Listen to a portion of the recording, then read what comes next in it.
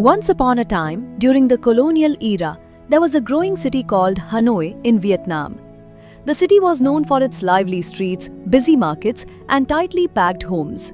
Life moved fast, and people worked hard to earn their daily bread. But hidden in the shadows of this bustling city was a problem that slowly grew out of control: rats. At first, they were only a minor inconvenience. People saw them in dark corners or heard them at night. But with time, their numbers increased. Rats entered kitchens, destroyed stored food, and spread diseases. Children were scared to walk barefoot in their homes, and shopkeepers began losing money as grain and supplies were ruined overnight. Complaints reached the government daily, and public anger continued to rise. The government realized that ignoring the problem was no longer an option. A special meeting was called, and senior officials gathered to find a solution. They discussed poison, traps, and city cleanup plans. But all these methods required time and money. The pressure to act quickly was strong. Then one official presented an idea that sounded simple and intelligent. He suggested that the government should pay citizens for every rat they killed. To avoid the trouble of handling dead rats, people would only need to bring rat tails as proof. Since a rat had only one tail, each tail would represent one dead rat.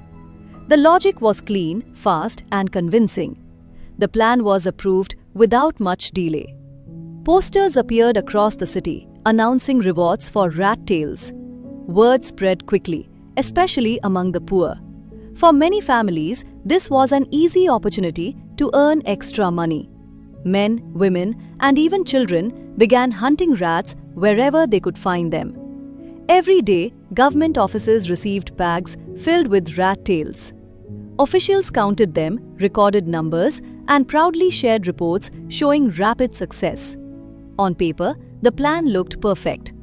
The number of collected tails increased daily, and government leaders felt confident that the rat problem was finally being solved. Newspapers praised the effort, and the city believed a cleaner future was close. However, on the streets, people noticed something odd. Rats were still everywhere. They ran through markets, climbed walls, and returned to homes at night. One evening, a shopkeeper chased a rat and noticed that it had no tail. Soon, others made the same observation. Rats were alive, healthy, and multiplying, but many of them were missing their tails. The government was confused. How could the rat population remain the same when thousands of tails were being collected every week? An investigation was ordered, and inspectors began observing the process closely. What they discovered revealed the real truth behind the numbers. People had not been killing the rats. Instead, they had discovered a loophole. They caught rats, cut off their tails, collected the reward, and then released the rats back into the city. Since rats could survive without tails, they continued living and reproducing. Some people became even more clever and started breeding rats outside the city. The more rats they raised, the more tails they could sell. The government had unintentionally created a new industry. The policy meant to reduce rats had turned rats into a source of income. The more money the government paid, the more rats were produced. The problem had not only failed to disappear, but it had grown larger than before.